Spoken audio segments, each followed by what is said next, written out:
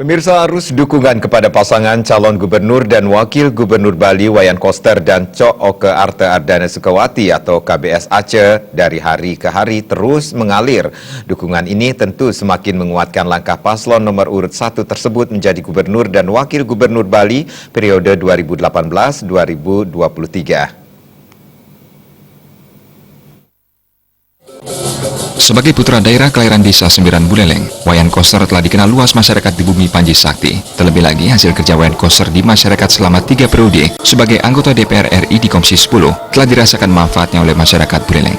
Di bidang kesehatan, KBS berjuang mengupayakan pembangunan rumah sakit Pratama dan Puskesdes. Di bidang pendidikan, atas perjuangannya di Komisi 10, Wayan Koster juga berhasil membangun SMK Kesehatan lewat APBN, Wantilan, gedung serbaguna, GOR, infrastruktur jalan, dan bahkan program beasiswa. Rekam jejak kerja cemerlang Wayan Koster inilah yang kemudian semakin diapresiasi masyarakat Buleleng. Dedikasi dan loyalitas serta keseriusannya dalam membangun Bali khususnya Buleleng sangat diakui. Bahkan apresiasi dari masyarakat Buleleng itu semakin menguat ketika mengetahui Wayan Koster kini maju menjadi gubernur Bali yang berpasangan dengan Cok Oke Arte Ardana Sukawati. Dukungan masyarakat Buleleng tidak hanya datang dari kelompok, elemen, dan komponen masyarakat, namun juga desa Pekeraman, salah satunya desa Pekeraman Sangghalangit. Terbukti saat cagup nomor urut 1 yang populer dipanggil KBS atau Koster Bali 1 ini bertatap muka dengan ribuan warga di Wantilan desa Pekeraman Sangghalangit, Kecamatan Grogan. Kendati cuaca panas, ribuan warga memilih tetap bertahan untuk bisa bertatap muka dengan Wayan Koster sekaligus mendengarkan visi misi dan program-program unggulan yang akan dijalankan KBS Aceh. Ketua DPC PD Perjuangan Kabupaten Buleleng, Putu Agus Suratnyana menyatakan, masyarakat Buleleng memiliki fanatisme yang sangat kuat terhadap kearifan lokal daerahnya, termasuk putra daerah. Fanatisme dan militansi kedaerahan itulah yang saat ini semakin menguat yang kini ditujukan kepada Wayan Koster sebagai satu-satunya putra Buleleng yang maju menjadi gubernur Bali. Sementara Cagup Wayan Koster KBS menyatakan, Buleleng punya potensi besar untuk berkembang dan memajukan daerah. Hanya saja karena pendapatan asli daerahnya yang kecil, tak banyak pembangunan bisa dilakukan. Upaya menggeliatkan laju pembangunan di Buleleng memerlukan pola satu jalur dari pemerintah pusat, provinsi, dan kabupaten kota dalam satu tatanan pola kepemimpinan dan kebijakan.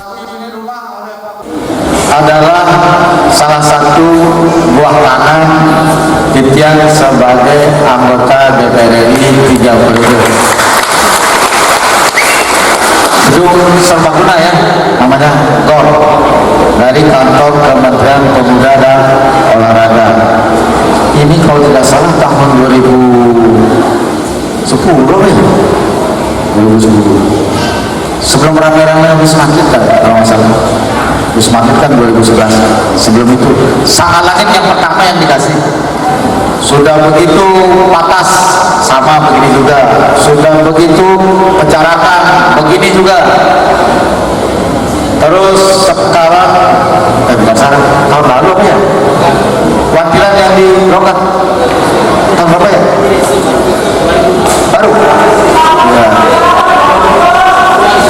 Jadi sudah GOR, gedung serbaguna, Wantilan.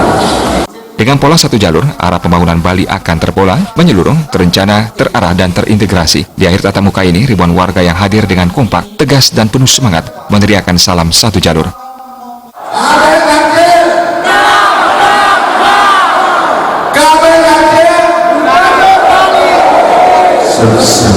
Humas PDI Perjuangan melaporkan.